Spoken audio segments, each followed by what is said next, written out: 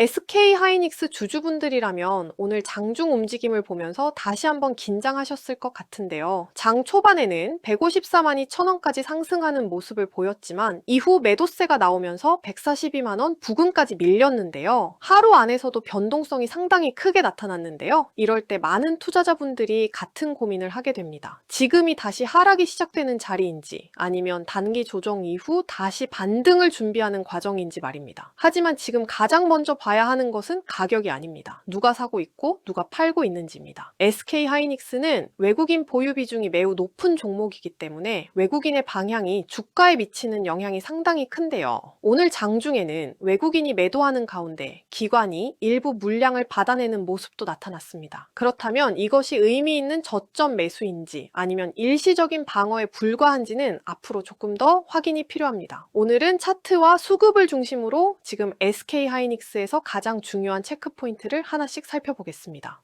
구독자 이벤트 먼저 설명드릴 건데요. 혹시 다음에 크게 움직일 종목을 찾고 계셨다면 잠깐 집중해주세요. 화면에 보이는 기업 리포트는 종목명을 일부 가려둔 상태인데요. 유튜브 정책상 영상에 공개할 수 없는 점 양해 부탁드립니다. 영상 아래 고정 댓글에 링크를 통해 간편 신청만 해주시면 종목명과 최신 기업 리포트를 무료로 받아보실 수 있습니다. 이 기업이 왜 저평가라는 평가를 받고 있는지 자료집으로 보여드리겠습니다. 이 종목을 제가 주목하는 이유는 단순히 주가 때문이 아닙니다. 최근 2달 동안 외국인 보유율이 꾸준히 증가하고 있다는 점인데요. 외국인 자금은 보통 단기 이슈보다 기업의 실적과 성장성을 보고 들어오는 경우가 많습니다. 물론 이것만으로 주가 상승을 단정할 수는 없지만 시장에서 관심이 커지고 있다는 신호로는 충분히 볼 수 있습니다. 해당 저평가된 종목이 궁금하신 분들은 영상 아래 고정 댓글에 링크를 누르시면 제 채널 구독자 전용 링크가 나오는데요. 신청은 아주 간단합니다. 화면에 간편 신청 버튼 눌러주시고요.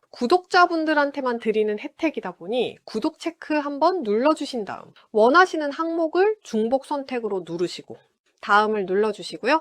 자료 받아보고 싶으신 시간대를 선택해 주시면 됩니다. 간단하게 성함 또는 닉네임 적어주시면 되는데요. 그리고 마지막으로 저평가된 종목 기업 리포트를 받아보실 전화번호만 입력해 주시고 다음을 눌러주시면 신청이 끝납니다. 링크는 영상 고정 댓글에 남겨두겠습니다. 오늘 장중 수급을 보면 조금 흥미로운 모습을 볼 수 있었는데요. 외국인은 순매도를 기록했지만 기관은 반대로 순매수에 나섰습니다. 이런 모습만 보면 기관이 저점 매수에 들어온 것으로 해석할 수도 있긴 하지만 하루 데이터만 보고 결론을 내리기에는 아직 이릅니다. 최근 며칠간의 흐름을 보면 외국인과 기관의 방향이 계속 달라졌기 때문인데요. 어떤 날에는 외국인이 매수하고 기관이 매도했고 또 다른 날에는 외국인이 매도하고 기관이 매수하는 모습이 반복됐습니다. 결국 중요한 것은 하루가 아니라 며칠 동안 같은 방향이 이어지는지입니다. 특히 외국인이 다시 꾸준히 매수세로 돌아서는지가 앞으로 가장 중요한 확인 포인트가 될 수 있습니다. SK하이닉스는 외국인 보유 비중이 높기 때문에 외국인의 방향이 중기적인 추세를 결정하는 경우가 많기 때문입니다. 기관의 매수도 긍정적이지만 외국인까지 함께 돌아올 때 반등의 신뢰도는 훨씬 높아질 수 있습니다.